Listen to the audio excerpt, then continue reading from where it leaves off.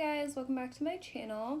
So today I'm just going to kind of go over some things. If you're recently engaged, congratulations, it's exciting. Just kind of how I went about with planning my wedding, where I started, my timeline, things like that. So when we first got engaged, I was pretty eager, so it only took me the next couple days to find a venue. I also had a coworker who had recently gotten married where I'm gonna be getting married, and so it kind of made it a little bit easier. Things that I looked for in a venue was the time that they allow you to be there.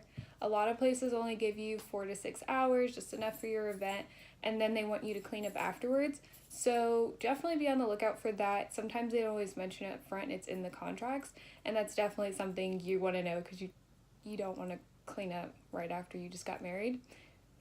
Be sure to look for that. Next thing that I graded on was just kind of what I was looking for. I really wanted a garden area to be married outside and then somewhere indoors to have the reception. And I also wanted it to be all in one place. Since we have a lot of out-of-town guests, it just made more sense to do everything in one spot. So that was another thing I looked for when we were finding a venue. The food and alcohol policy, that's another big one that definitely swerved my decision. Basically here, a lot of venues require that whoever's doing your food is licensed, which is totally understandable for a lot of legal purposes. But I'm doing a lot of DIY stuff, and I didn't know at that point in time if I wanted professional caterers or if my family was going to be helping me out with that aspect. So we went ahead and got somewhere that would allow us to bring in outside food with no questions, comments, concerns. Same thing with alcohol. A lot of places have a minimum alcohol tab that you have to spend within that time frame that you have it, and I wasn't quite sure if I would have enough people who are going to drink alcohol to meet it, and then that would cause an issue. I'd have to pay that extra out of pocket. And so we just decided to go ahead and do an open bar, and where we're having it is basically bring your own bottles. So we'll be bringing in everything ourselves, and after we're done, we're allowed to take it with us. A lot of places kept whatever you didn't use, and that was like money. So after we found a venue, we kind of went ahead and made our budget surrounding the venue.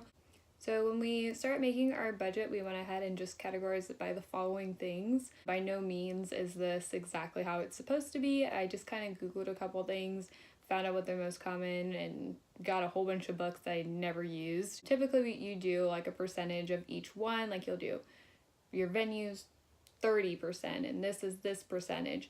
We kind of just winged it, and we put more money in the things that we really cared about and less money into the things that we didn't think were that important. So we have venue, catering, cake, table linens, which includes chair covers, the chair bows, and then the tablecloths. We have invites, and then attire, so that would be like my dress, my veil, Marissa's suit, all of that great stuff. Flowers.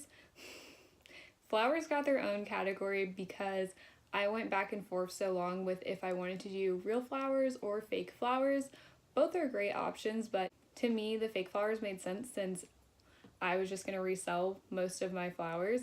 This back here is actually my bouquet that I made. So if you guys want to see a video on how I put together some bouquets, I still have some arrangements to do, so I'd be more than willing to do that. Our other categories are photo booth, videography, and then miscellaneous. Having a photo booth was pretty important to me just because I wanted to be able to look back and remember people and just kind of see everyone's expressions. And I thought that'd be really cool to incorporate into our guest book as well. Videography was something that was super important and special to me to have. I can't think of anything more important than being able to look back and see our wedding and the memories. And I've heard so many things where people say the day was a blur and you don't have time to spend in each moment as you'd like. And so I think going back and watching it is just something that's irreplaceable as a memory. Miscellaneous is just where I'm putting all of my DIY stuff.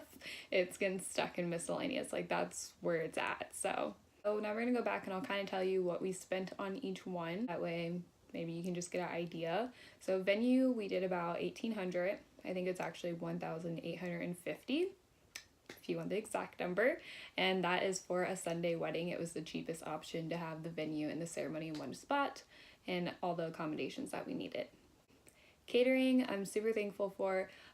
My cousin's actually stepped in and she'll be covering most of that expense, so we're only giving her about $200 and she wants to cover the rest as a gift. So that was amazing. Cake, we spent about $200 on our cake and all the cupcakes to go with it to feed about 100 people. Table linens is actually a split category. We're doing all of the actual tablecloths from our venue, and we're doing $6 a piece just because I don't want to steam them out and put them up. So I'm paying them to do that, essentially. And then chair covers and bows, I'm buying from tablelinens.com, and I think it's about $50 a piece because I've already bought 50 chair covers from someone already, so don't have to worry about that. I just need about 70 more. Invites only cost us a whopping $50. As I showed you guys before, I DIY'd all of my invites because paying $100 to $200 on invites, something that was just going to stay on someone's fridge and they'd throw away, wasn't happening. It's just not where I wanted to put most of our money at. So I DIY'd those and probably only spent about $50 on them. Attire. So for my dress and veil, it was about $1,200 altogether.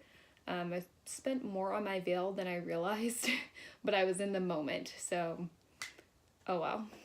Flowers, the original budget for flowers about $700. A lot of this has gone towards other things and decorations. Out of that budget, we've done all of the flowers, so I bought every flower in there and then put them together.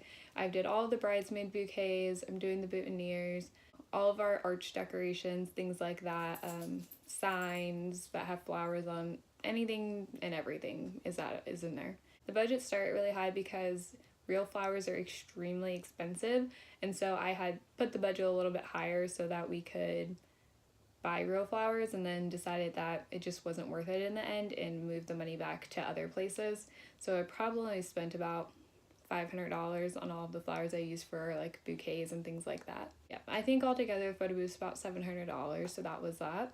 Videography, we went ahead and made a deal with it and did 4 hours instead of 6 because I'm really just focusing on our first look, the ceremony, and then our first dance and the cake eating part.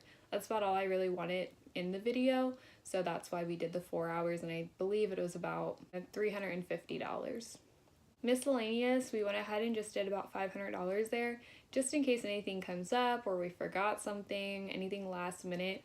I didn't want to be like, oh, we blew all of our money, we're screwed. So that's why we put a miscellaneous category, and then also all the DIY stuff comes out of there as well.